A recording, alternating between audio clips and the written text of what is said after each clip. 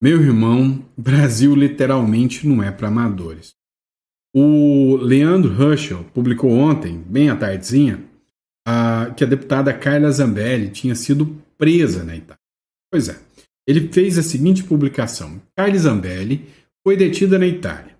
Polícia italiana deve decidir nas próximas horas pela prisão da deputada ou por mantê-la em liberdade, enquanto a justiça italiana julga o pedido de extradição feita pelo regime brasileiro. O Sóstenes Cavalcante, um deputado aliado, né, à própria Carla Zambelli e ao Bolsonaro, ele fez uma publicação e ele disse o seguinte: olha, a Zambelli não foi presa, ela se apresentou à justiça italiana. Dá uma olhada na publicação do Sóstenes Cavalcante. Em recente contato com o advogado da deputada Carla Zambelli, o Dr. Pagnosi, me informou que ela hoje se apresentou espontaneamente às autoridades policiais na Itália para começar o seu pedido de asilo político, bem como de não extradição. Ela fez essa apresentação no dia de hoje e agora seguirão os trâmites normais da justiça italiana. Queremos daqui do Brasil desejar toda a nossa solidariedade à nossa querida deputada Carla Zambelli e dizer que sempre estaremos ao seu lado contra a perseguição que ela vem sofrendo do judiciário brasileiro. Pois é, a informação que nós temos até agora é que a Carla Zambelli ela se apresentou porque ela já tinha feito, né, junto dos seus advogados, e essa é a importância de ter um bom advogado, né, contato com a justiça italiana, que disse que ela pode sim fazer a solicitação de asilo político, mas, para tanto, ela não poderia fazer na condição de foragida. Ela deveria se apresentar. Então, a gente, assim que tiver alguma informação acerca, né, da Carla Zambelli, a gente vai trazer para vocês. Mas, se ela se apresentou, a hipótese, né, da Carla Zambelli ter um respaldo legal, vantajoso, por parte da Itália, é grande. Pois é, deu para vocês verem já o nível, né, das matérias que a gente vai tratar hoje com vocês. Hoje é dia 30, esse é o nosso primeiro editorial do dia, o nosso Café com Política. Seja muito bem-vindo, muito obrigado pela confiança e pela credibilidade. Você que não é inscrito, inscreva-se no canal e vamos lá, né? Além dessa notícia da Carla Zambelli, tem muitas outras, né, que é literalmente de cair o queixo. Vem comigo. Vamos lá, o jornal o Globo publicou ontem que o Bolsonaro participou, né, de uma motociata em Brasília. Ele não subiu, né, nas motocicletas, não, ele veio, acompanhou, e ele estava acompanhado, inclusive, da Michelle Bolsonaro, a ex-primeira-dama, e também do seu filho, né, o senador Flávio Bolsonaro. Segundo a matéria do Globo, o que chamou a atenção foi que os motoqueiros que participaram dessa motociata, todos eles estavam, né, junto de bandeiras e faixas de apoio ao Donald Trump. E aí começou uma crítica muito grande, né? Se eles estão favoráveis às tarifas. E aí chegou um deputado petista, né? A informação que tem de bastidores é que ele vai pedir a investigação de quem participou da motociata por atentado contra o Brasil. Ou seja, hoje, você falar que você apoia as medidas do Donald Trump, você é um traidor da pátria na visão dos petistas, né? Agora, quando é para você estar do lado do Irã, do Hamas, não está traindo ninguém. E que nível que o Brasil chegou, né? Mas enfim, o Brasil se tornou alvo de questões internacionais, ou seja, a política brasileira internacionalizou. Você viu essa matéria da Gazeta do Povo? O parlamentar da Europa diz que Bolsonaro sofre ataque direcionado do judiciário. Literalmente, o Brasil está em maus lençóis. O deputado é o George Simeon, que é o líder romeno, acusou o STF de perseguição ao Bolsonaro. O parlamentar romeno, né, que é o George Simeon, ele foi ex-candidato à presidência da Romênia, teve uma boa representatividade e agora ele é membro do parlamento romeno. Ele criticou o Supremo Tribunal Federal Brasileiro por, segundo ele, perseguir, né, e conduzir uma perseguição política contra o Bolsonaro. Ou seja, algo sem precedentes, né, o que está acontecendo aqui no Brasil. Ele destacou também o bloqueio das contas bancárias de Heloísa Bolsonaro, esposa do Eduardo Bolsonaro, que está lá nos Estados Unidos, né? Então, assim, o Brasil hoje virou um caso internacional de discussão sobre Até onde que vai a democracia? Mas tem quem apoia, tá? Tem quem apoia o que está acontecendo contra o Brasil. Exemplo é o próprio presidente do Supremo Tribunal Federal. Olha o que ele falou. Ele, claro, afronta, né, ao Trump e ao governo norte-americano. Ele disse que bloquear 3 perfis, né, de residentes nos Estados Unidos é um preço baixo demais pela democracia. Justamente ele está confessando aqui que teve avanço, né, de bloqueio de perfis lá nos Estados Unidos. O presidente do Supremo Tribunal Federal, que é o ministro Luiz Roberto Barroso, ele disse nessa terça-feira que o bloqueio de 3 perfis nas redes sociais de pessoas que moram fora, fecha aspas, é um preço muito baixo a ser pago pela manutenção da democracia. Segundo ele, em tempos recentes, presenciamos uma onda de ataques às instituições, ao sistema eleitoral e especificamente ao Supremo Tribunal Federal. Algumas postagens, dezenas e não milhares, que apoiavam o golpe ou eram criminosas, foram removidas. Nesse momento, há 3 perfis que foram banidos por decisão da corte. São 3 pessoas que, segundo Barroso, moram fora e que continuam postando porque não temos jurisdição extraterritorial. Então, o preço que pagamos é bem baixo, porque conseguimos preservar a democracia no Brasil. Pois é, a grande questão é que essa fala do ministro Barroso, presidente do STF, não foi muito bem recepcionada, né, segundo os bastidores aqui pelo Donald Trump. O Eduardo Bolsonaro mesmo ontem fez uma postagem mencionando essa fala do Barroso, dizendo que essa postagem do Barroso é mais um estopim para o Donald Trump vir com tudo com a aplicação da lei Magnitsky contra eles. Agora, tem quem está apavorado com a lei Magnitsky. Acompanha para ver. Pois é, dá uma olhada nessa situação aqui. O Davi Alcolumbre, presidente do Senado, disse que não vai pautar de jeito nenhum o impeachment do ministro Alexandre de Moraes, ignorou completamente a família Bolsonaro, não vai pautar a anistia e que a pressão feita pela família Bolsonaro para que as lideranças avancem com pautas de impeachment não vai adiantar. Ele nada vai fazer com que ele, né, possa pautar um impeachment dos ministros do Supremo Tribunal Federal. Mas vamos lá. Deu uma de bravo, mas não é bem assim. Eles sentiram o impacto do negócio. Dá uma olhada nessa matéria aqui do Paulo Capé. Alcolumbre não atende ligações após o risco de Donald Trump, né, de sofrer sanções do Donald Trump, ou seja, do Donald Trump impor sanções a ele. Segundo essa matéria do Metrópolis Política, o Davi Alcolumbre ignorou todas as ligações de senadores da oposição, depois que o Donald Trump disse que ele poderia aplicar, inclusive, a lei Magnitsky em todos os aliados do ministro do Supremo Alexandre de Moraes. Logo depois que a notícia, na última quarta-feira, foi apresentada, e que, inclusive, o Pacheco já perdeu visto, o Alcolumbre já cortou todos os laços e relações junto à oposição. Olha só, geralmente, solícito para conversar e ouvir pleitos de colegas de parlamento, mesmo durante o recesso, Alcolumbre não atendeu as ligações nem respondeu às mensagens. Ou seja, quer evitar ao máximo que essas sanções cheguem até ele. Resultado, não vai conseguir. É fato. É notório que logo o presidente da Câmara e do Senado serão sancionados pelo Donald Trump. É o que dá para perceber. Vamos lá, pessoal. Vamos falar de um caso público e notório que está dando uma ampla repercussão. Caso Felipe Martins. Olha essa matéria do Poder 360. O Felipe Martins deveria estar solto de jornal dos Estados Unidos em editorial. Pois é, uma publicação que saiu no dia 27, lá do Wall Street Journal, continua dando repercussão. Segundo essa matéria do Poder 360, o Wall Street Journal defende que o Brasil defende que o Brasil usou registros falsificados de controle de fronteira para prender, né, o Felipe Martins. Ou seja, foi para cima do Felipe Martins com registros falsos. E por causa disso, né, ele precisa, mais rápido, estar solto. Ele não está solto. Ele está, bem dizer, em prisão domiciliar, usando tornozeleira, não pode sair, né, de casa. Até o Mário Sabino, que é anti-Bolsonaro, odeia o Bolsonaro, falou do absurdo, né, da loucura que foi esse caso aqui que envolve o Felipe Martins. Dá uma olhada nessa publicação do Mário Sabino.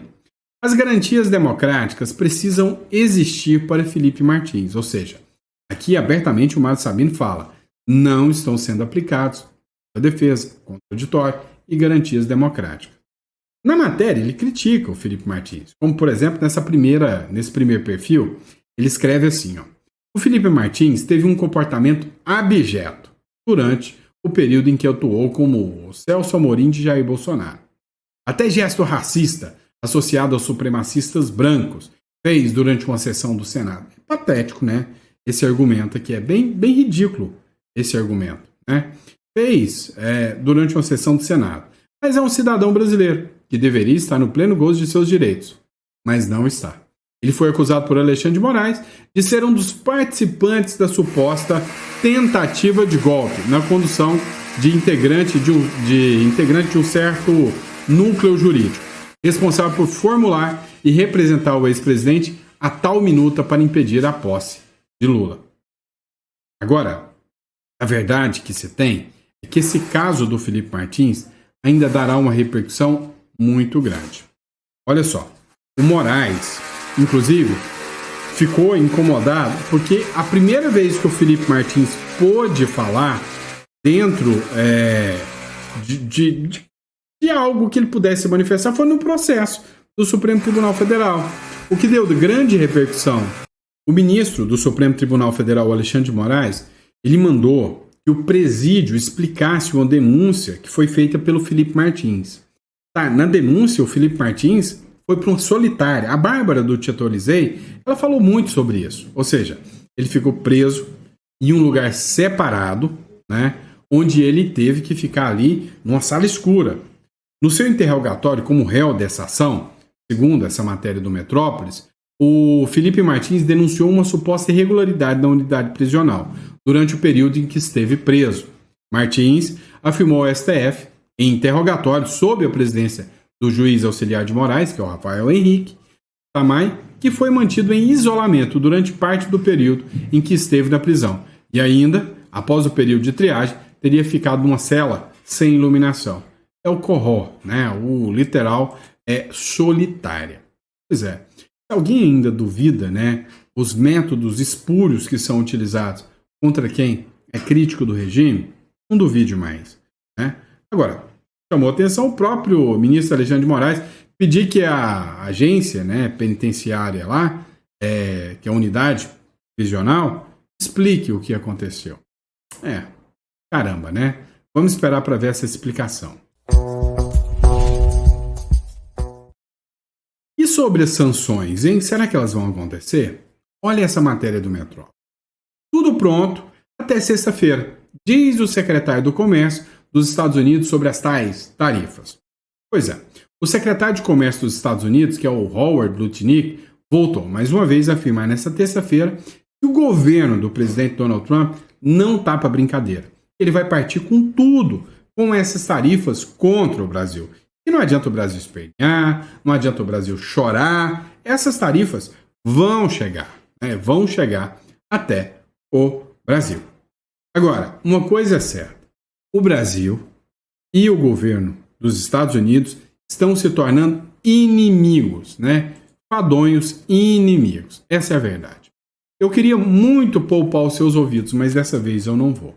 O Lula disparou contra o Donald Trump, né? Em vez de manter a boquinha fechadinha, caladinho não. Foi lá falando que o Trump quer roubar, literalmente roubar, né, as terras raras do Brasil. Mas dá para acreditar no que o Lula fala? Será que realmente, né, é os Estados Unidos que estão querendo roubar? E outra, foi lá criticar a Ucrânia com relações aos Estados Unidos, sem contar que está na mira, literal, né, dos congressistas norte-americanos e da própria OTAN, por causa do seu alinhamento com os russos. Escuta o que o Lula falou aqui. Eu fico sabendo que os Estados Unidos vão ajudar a Ucrânia, mas ele está querendo ter privilégio nos minerais críticos da Ucrânia. Esses dias eu li a matéria que os Estados Unidos têm interesse nos minerais críticos do Brasil. Ora, se eu nem aguento esse mineral, ele já é crítico, eu vou pegar ele para mim. Por que eu vou deixar para outro pegar? Então nós estamos construindo uma parceria dentro do governo, com a criação de uma comissão ultra especial, primeiro para que a gente faça um levantamento de todo tipo de riqueza que o Brasil tem no seu solo e no seu subsolo. Até agora me parece que nós só conhecemos o equivalente a 30%. Então nós temos 70% do nosso território e das nossas riquezas que não foram ainda pesquisadas. E nós temos que dar autorização para a empresa pesquisar sob o nosso controle. A hora que a gente der autorização para uma empresa que ela achar, ela não pode vender sem conversar com o governo e muito menos ela vai poder vender a área que tem o minério. Porque aquilo é nosso, aquilo é de uma pessoa chamada povo brasileiro. E o povo brasileiro tem que ter direito de usufruir dessa riqueza que essas coisas podem produzir. Tá bom, depois você lava os ouvidos, tá? Olha, quem é que acredita nesse tipo de discurso? Tá, ele tá falando das terras raras, dos minerais raros que tem no Brasil. Tá, você pode ou não acreditar no Lula, tá? Agora, você pode pesquisar um pouco mais e ler matérias como essa aqui. Olha, os Estados Unidos malvadão, querendo nossas terras raras. Dá uma olhada. Vendas de terras raras brasileiras para a China triplicaram em 2025. Ué, colonialismo Xing Ling pode? É possível. Ué, o Brasil exportou 6,7 milhões em minerais utilizados na indústria tecnológica no primeiro semestre desse ano.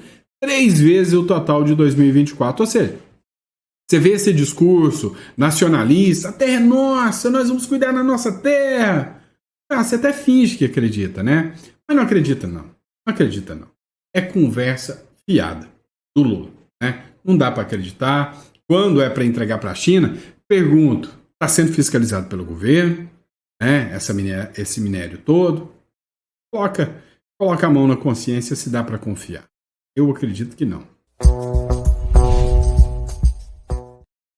E aí, enquanto o Lula fica lá atacando a Ucrânia, atacando os Estados Unidos, olha só o que o senador norte-americano Lindsey Graham falou de novo, né, na última segunda-feira. O Brasil pode pagar, abre aspas, um preço alto por apoiar a Rússia, diz aliado de Trump. O senador norte-americano Lindsey Graham, do Partido Republicano, afirmou em publicação no X da segunda-feira que países integrantes do BRICS, como Brasil, China e Índia, sustentam a máquina de guerra de Putin e, por isso, estão prestes a pagar um preço a muito devido. Meu irmão, por muito menos o Putin partiu para cima da Ucrânia.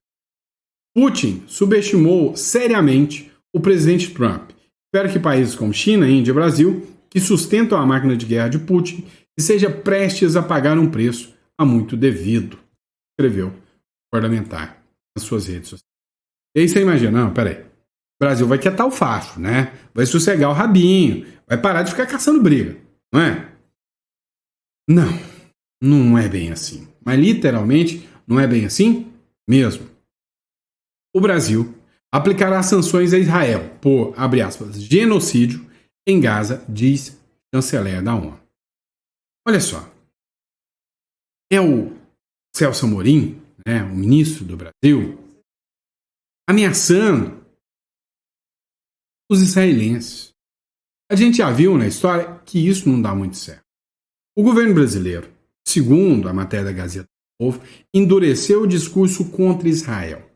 Anunciou nesta segunda-feira uma série de medidas de retaliação diplomática, comercial e militar, em resposta ao que classifica como um, abre aspas, genocídio na faixa de Gaza. O anúncio foi feito pelo ministro Mauro Vieira das Relações Exteriores do Brasil em Nova York. Entre as medidas, presta atenção. Vocês vivem falando que eu sou radical. Eu falo que o Lula vai enfiar o Brasil em guerra. E que eu estou causando pânico em vocês. Escuta isso aqui. Entre as medidas estão o bloqueio de exportações de equipamentos de defesa para Israel e a investigação sobre importações provenientes de assentamentos ilegais na Cisjordânia. Ou seja, bloqueio de de exportação de equipamentos de defesa para Israel. O Brasil está entrando no campo militar. Deixar de mandar equipamentos de defesa para Israel é entrar na sanção militar.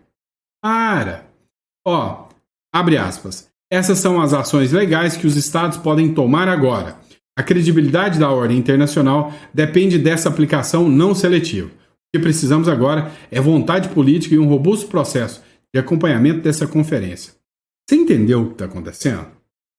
É o Brasil indo na ONU pedir que Israel seja sancionado e que os países membros da ONU não vendam equipamentos de defesa militar para Israel. É para que Israel não possa ter um domo de ferro para se defender do Irã. É que Israel não possa ter um domo de ferro para se defender, né, do Hamas lá da Palestina. Ou seja, é o Brasil advogando, fazendo lobby junto aos outros países para Israel se ferrar. Como que você acha que Israel e o próprio Donald Trump estão recepcionando essa mensagem? Você acha que com um sorriso no rosto? Você acha que o Lula não está caçando sarna para coçar para o povo brasileiro? Para. Mas aí sempre tem, né, aqueles abestalhados que vão estar do lado do Trump, né, do Lula. Dá uma olhada nisso aqui no próximo bloco. Olha só, eu tenho certeza absoluta que você cresceu pensando que quem recebia um prêmio Nobel era uma figura assim extremamente, vamos dizer, algo fora do comum, algo excepcional. Alguém que realmente deveria ser assim, quase canonizado. E aí, um dia você descobriu um dia que esse negócio de prêmio Nobel é uma panelinha que basta o cara ser da turminha da panelinha que ele não precisa entregar nada para a sociedade. Como as coisas mudaram, como a rede social mudou as coisas, né? Dá uma olhada.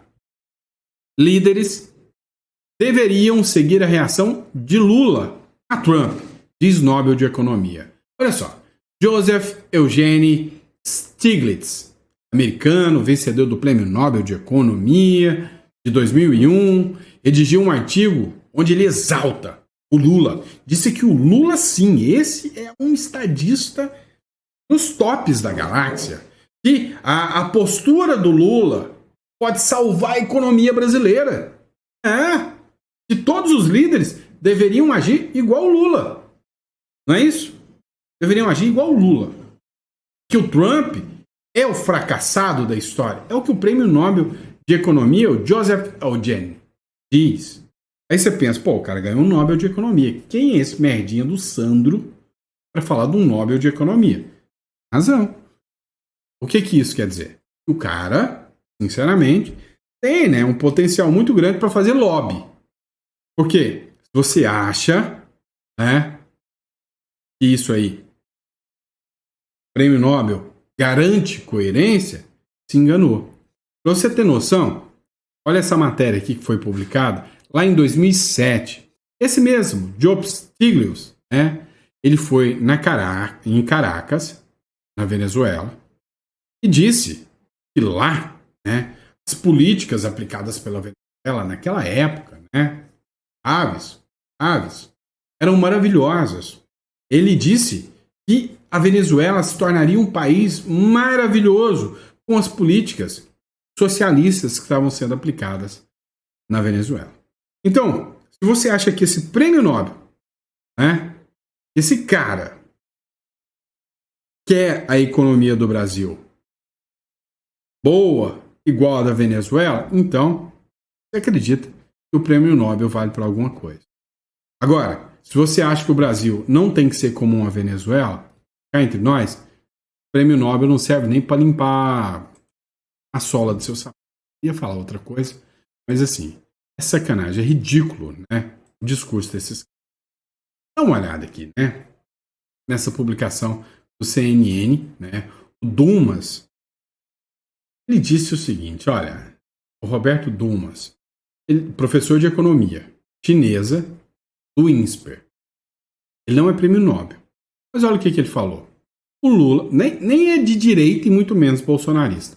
O Lula prejudica o diálogo com os Estados Unidos. Escuta. O Lula perdeu muitas possibilidades de abrir um canal de negociação. Veja, mesmo depois do tarifaço, querer fazer uma reunião com os esquerdistas, não estou falando bem ou mal, mas é contra Trump. Lá no Chile, e ainda no Chile fazendo na Argentina, entrando com Cristina Livre, e depois falando em desdolarização, e aí usa o argumento, não sei se é a narrativa correta, ou o ar está um pouco rarefeito para as discussões aprofundadas, aparentemente. Tá, a culpa é do Bolsonaro ou a culpa é do Lula? Não é questão disso, é questão de você saber que o Lula tem um papel a fazer, tem um papel a exercer como líder de Estado, não líder de governo. Ele está participando, ele está agindo como um líder de governo. Ele está fazendo isso para ganhar cada vez mais votos e ganhar cada vez mais popularidade. Só que isso está prejudicando a negociação com Trump. Então, usar sempre o argumento de Bolsonaro, Bolsonaro, Bolsonaro, isso ajuda talvez na popularidade dele no curto prazo. Vamos ver no longo prazo. O governo Lula... Pois é. Este é um professor de economia chinesa do INSPER. O outro, que diz que o Lula está fazendo certo, é o Nobel da Paz. E aí, o que você acha? Inclusive, esse mesmo cara Nobel da Paz aí, foi um que exaltou o Maduro também, tá? Dá uma olhada, diz que Venezuela é uma bela de uma democracia. Ó, os Estados Unidos, isso aqui é que é democracia. Ó. Estados Unidos anunciaram uma recompensa de 25 milhões de dólares por informação contra Maduro. O governo norte-americano acusa o presidente da Venezuela de integrar o grupo criminoso chamado Cartel de los Soles. O DEA, que é o órgão que pegou o Pablo Escobar, quem assistiu aí a série Narcos do Pablo Escobar, sabe que o DEA, né, é o sistema de repressão às drogas. Pois é, ele é um departamento que disse que qualquer informação para pegarem o Maduro pagam 25 milhões de doletas para quem tiver informações contra o Maduro. Um cartaz com uma foto de Maduro e o valor da recompensa foi compartilhado na segunda-feira pela conta oficial do DEA na rede social X. O órgão também pede informação de Diosdado Cabejo, né, o ministro do Interior da Justiça e Paz da Venezuela, e de Vladimir Padrinho Lopes, ministro da Defesa da Venezuela, ambos do mesmo partido político de Maduro. Pois é. Ou seja, cara, tem muita gente na cola do Maduro. Muita gente. Os Estados Unidos fez uma publicação no sentido de que o Maduro não é um presidente eleito. Ele é só um líder de um cartel terrorista. Nada mais do que isso. Só isso. Né? Ó, mudando de assunto, Luiz Felipe Pondé. Olha o que ele escreveu aqui. Um país em que não se pode xingar mandatários do poder não é democracia. A luta no Brasil não era para deixarmos o país virar um galinheiro de quintal, dominado pelos cantos de uns e galos enfeitados.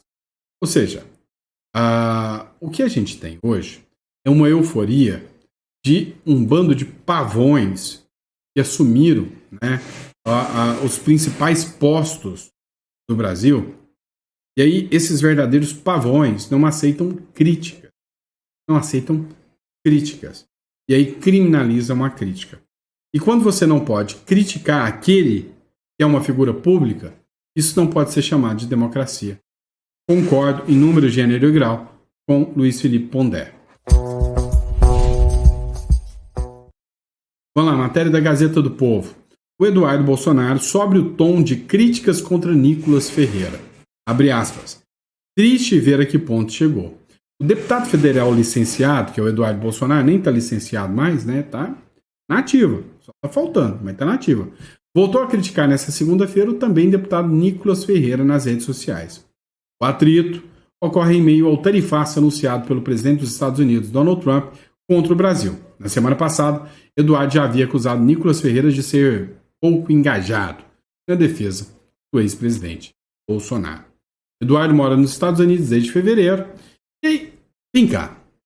O que o Eduardo Bolsonaro ganha agora com críticas ao Nicolas Ferreira, né? Não faz muito sentido isso, tá? Não faz muito sentido, uma hora dessa, ficar entrando em embate de direita com direita. O Nicolas está aqui no Brasil. E cá entre nós, o Nicolas está na mira o tempo inteiro do Moraes. O Nicolas entrar em embate agora é contraproducente. Ele não está fora do Brasil. Então, assim, eu acho que a bobeira do Eduardo ficar nessa briga aí, ferrenha contra o Nicolas. E você, o que você acha? Deixa no comentário, eu quero saber. Combinado? E é isso aí, pessoal. Muito obrigado, grande abraço, fica com Deus. Eu vejo vocês no próximo editor. Abraço.